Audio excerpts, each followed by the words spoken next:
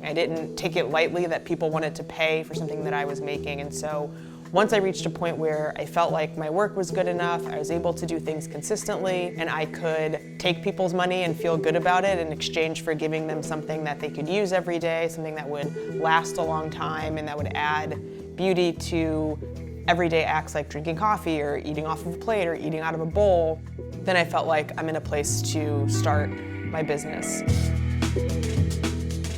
I'm Camille Beckles, and Camille at the Wheel is my business.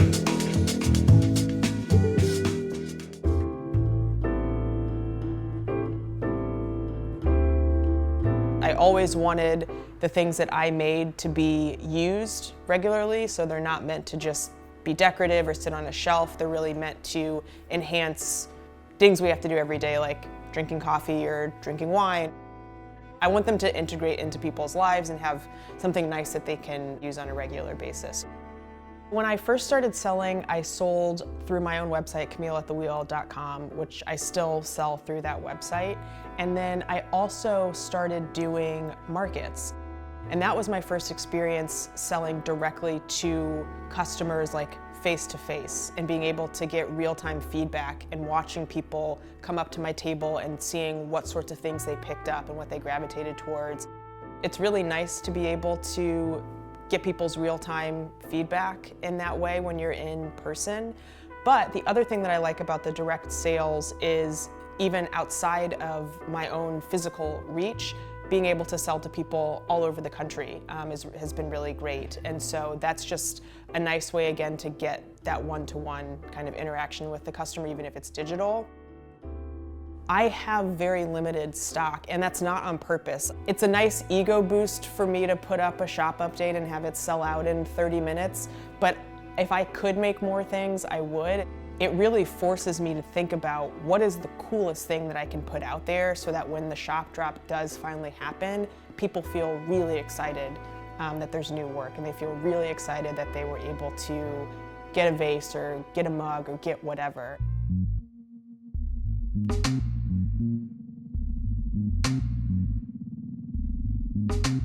Knowing the type of thing that I like and what I look for in an object has kind of guided what I want to put out into the world for other people.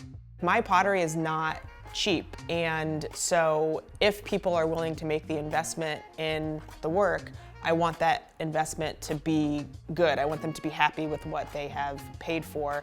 And I think that it's worth what it costs. It's a lot of work that goes into a piece. They're well made, they're time consuming. I touch everything that goes out. If you choose to buy a $40 mug or a $45 mug, I want to make sure that you're going to be really happy with it.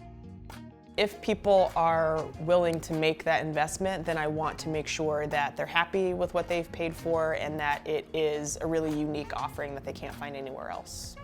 If I am thinking about how to price something, whatever my first instinct is, I will usually double or triple that, because if I'm a little bit uncomfortable with what I'm asking for, then I know that it's in the right range.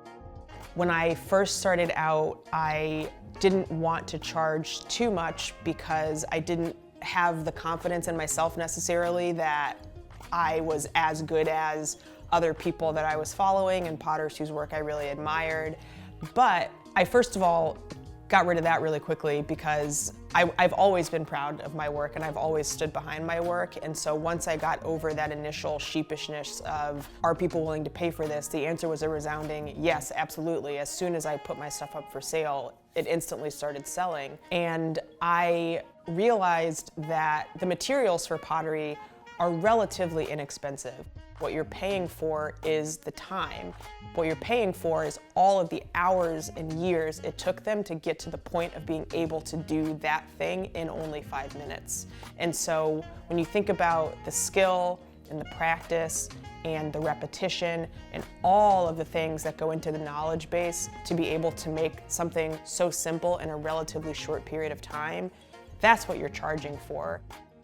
There's a tendency for artists to kind of undervalue their work or to be a little bit sheepish about asking what they really want or what they know that they're worth. And the worst feeling in the world is agreeing to something at a price that you just don't feel good about and then having to follow through on that.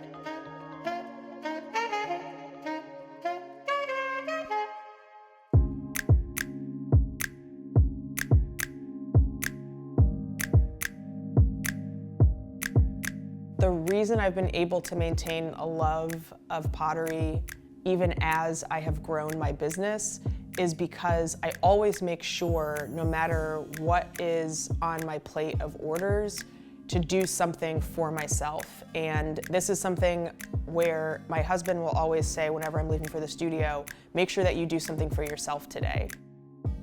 If I know that I need to throw 15 mugs, but I really feel like I want to try a new shape or throw a huge vase or throw a planter, that I will do at least one thing in every session that I'm doing just for me that's not owed to anyone else. And I think being able to make the distinction between what I want to do and what I feel like I have to do has helped me to maintain a passion and an interest for ceramics as a hobby while also fulfilling the demands of Camille at the wheel as a business.